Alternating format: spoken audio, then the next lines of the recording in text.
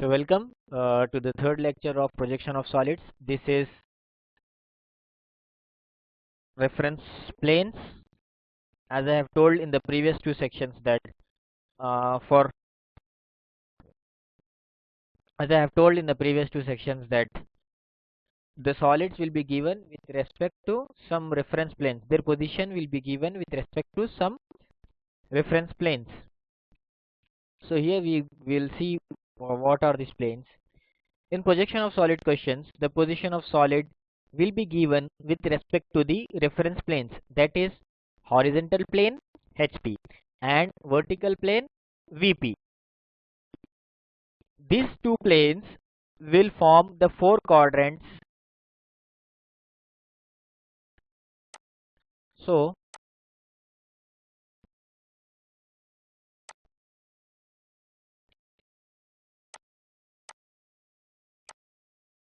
these two quadrants will form these two planes will form the four quadrants. As you can see here, the plane in blue is the vertical plane, and in this pink is the horizontal plane. The color doesn't matter here, but just to show you, these are two planes: horizontal plane in pink and vertical plane in blue color.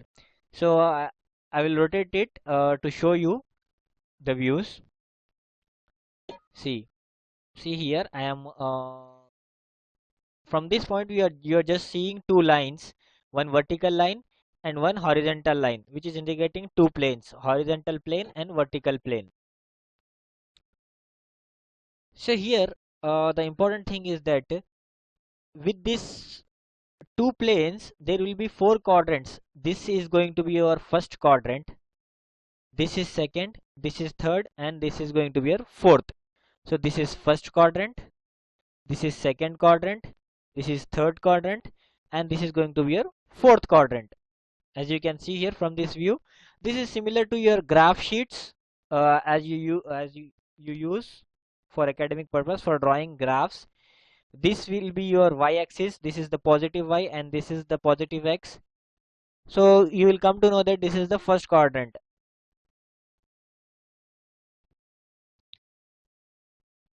So in this way we will get our first quadrant, second quadrant, third quadrant, and fourth quadrant.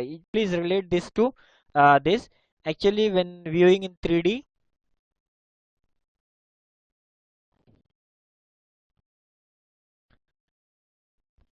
we use only first quadrant here because this course is designed using first angle projection method. That is, objects are imagined to be in the first quadrant. Hence, we will extract first quadrant only from these four quadrants. So the important thing to note here is that as I have earlier told that we are using first angle projection method only. In orthographic projections also we have seen, but we have not seen in depth because that was not necessary at this point of time.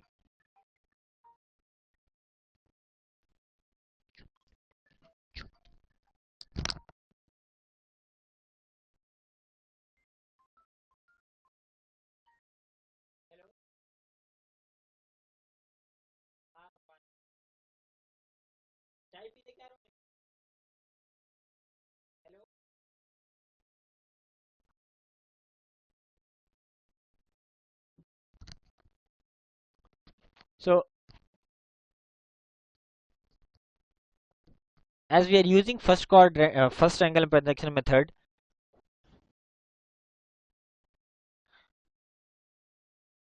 in orthographic projections only this term had appeared that we are using the first angle projection method instead of third angle projection method.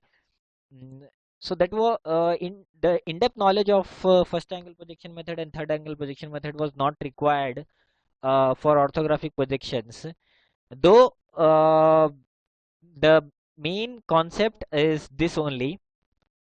So now we will see now what is the first angle projection method here. So uh, now you have four quadrants as we have seen. This is the first one, this is the second quadrant, this is the third, and this is the fourth. So, but we require only first quadrant because we are imagining the object to be placed in this quadrant only, in this quadrant. This is the vertical plane, horizontal plane. So I'm going to remove this. So now we'll have only first quadrant on our screen right now with horizontal plane and vertical plane. This is just our first quadrant and we will place objects in this quadrant and we will draw their projections. We did this in orthographic projections only also, and this is going to be our viewing point. That means we are standing here and we are viewing from this position. As we did in the orthographic projection, there we used to have some arrows or x mark, cross marks. This indicates the same thing here. So our objects will be placed in this and we have to. So now I will place one object here in first quadrant so that it will become easy for you.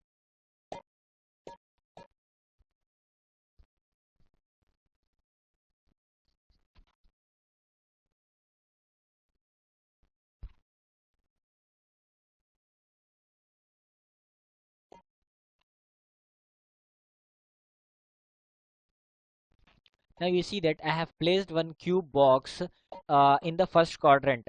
This is the first problem, sample problem of orthographic projections, as well as we have seen for the projection of solids also.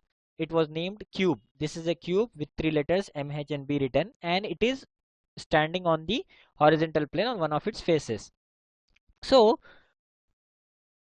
once again, this is a cube and it is resting in the first quadrant. So its front view will appear as M, as we have seen already.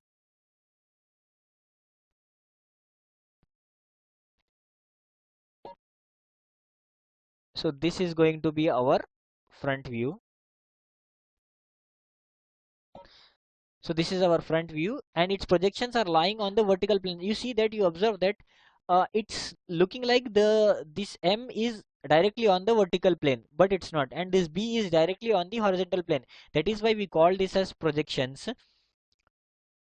And in the left hand side view, the letter H is visible, and in the left hand side view, the letter H is visible. Now you can see this. This is the left hand side view of this figure.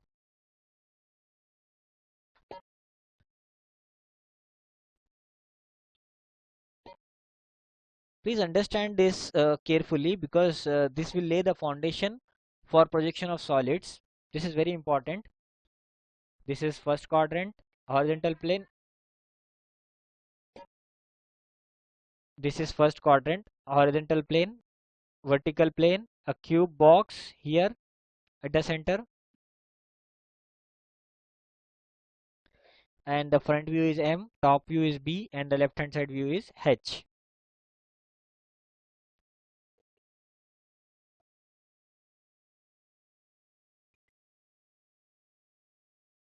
Thank you. From next lecture onwards, we will solve exercise problems on ortho projection of solids. On projection of solids. Thank you.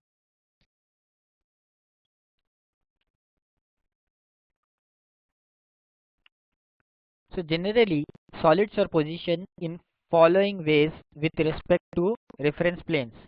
The first is axis of solid will be perpendicular to the horizontal plane and parallel to vertical plane. This means that the solid will be resting directly on the horizontal plane, or you can say it is resting on the ground. In the second case, the axis of solid will be perpendicular to the vertical plane and parallel to the horizontal plane. This means it will be resting on the vertical plane. And in the third case, the axis of solid will be parallel to both the planes, that is horizontal and vertical plane. And in the fourth case, axis of solid will be inclined to the horizontal plane and parallel to vertical plane. And sometimes axis of solid will be inclined to vertical plane and parallel to the horizontal plane. So we will see one by one each of these cases by taking a simple cylinder.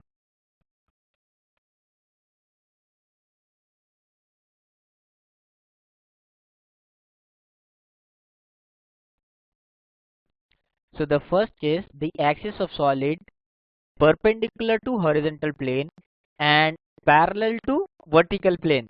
That means the solid will be resting on the ground or the horizontal plane. So here you can see a cylinder here.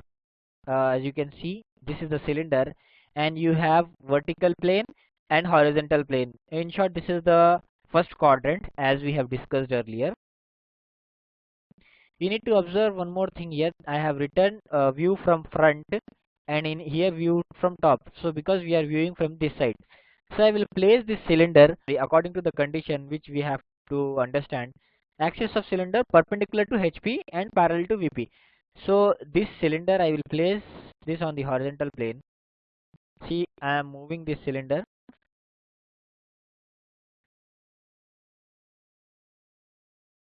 Now you can see that it is resting on the horizontal plane itself.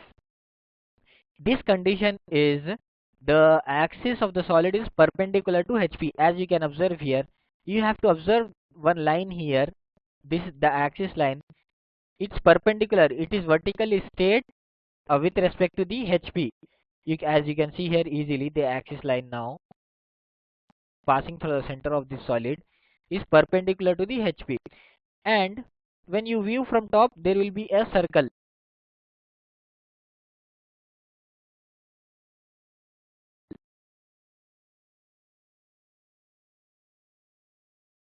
This is the vertical plane and the axis is being parallel to this. You see the relation between this blue plane and the straight line axis, they are being parallel.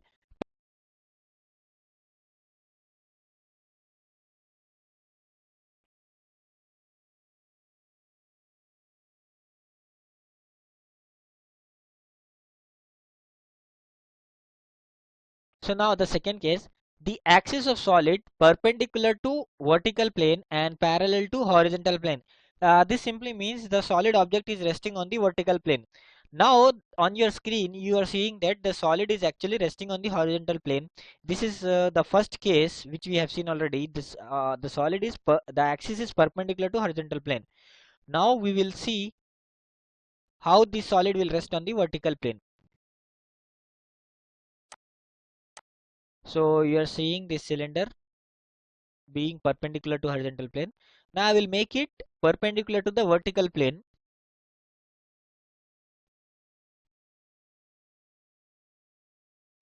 So there you go. If I just need to tilt this object in this fashion. Now this is very important thing here. As you can see, I am rotating this object to make some angle with the vertical plane. Now it is at 90-degree angle to the vertical plane. That means it is being directly perpendicular from the top view.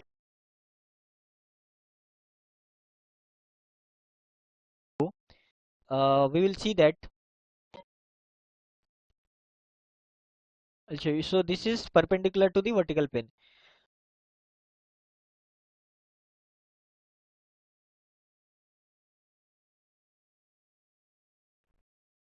This case it is mentioned in this case axis of solid is parallel to both horizontal plane and vertical plane. So now the condition is the solid is actually perpendicular to, you can see the straight line here in this horizontal fashion, and the axis is perpendicular to vertical plane, but here it should be parallel. So I will make it parallel. So from top you can easily see the perpendicular solid, the axis being perpendicular to the horizontal.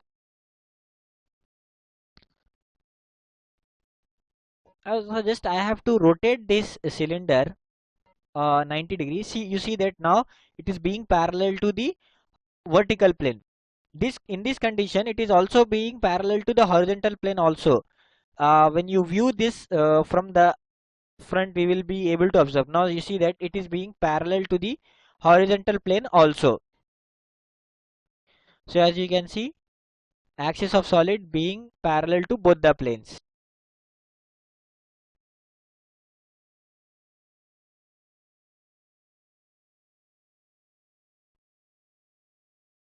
So this is the fourth condition, the axis of solid inclined to horizontal plane and parallel to vertical plane. Now you see that on your screen the cylinder is perpendicular to the horizontal plane. Now we have to tilt this so that it makes an angle with the horizontal plane. So I'll make this object tilt with respect to the horizontal plane. So this is the cylinder and I will rotate it with the base. Now you see that I am rotating, I am making the inclination with respect to the horizontal plane, and it is parallel to vertical plane itself. No matter how much I rotate this, it will be parallel to vertical plane only, because I am just rotating with respect to the horizontal plane. So finally it will look like this, and the front view will be a rectangle but somewhat tilted, inclined, as you can see on your screen right now.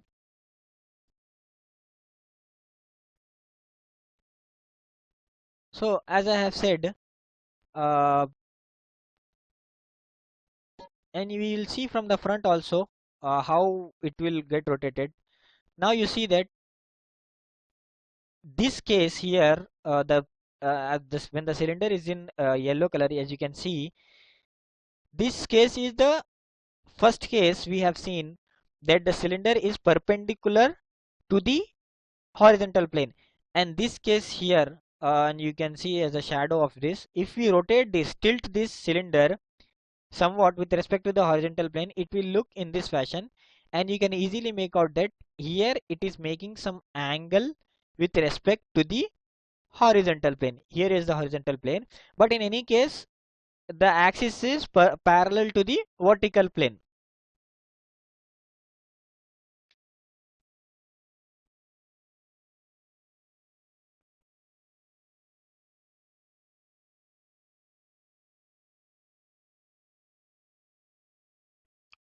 Now this is the fifth case, axis of solid inclined to vertical plane and parallel to horizontal plane.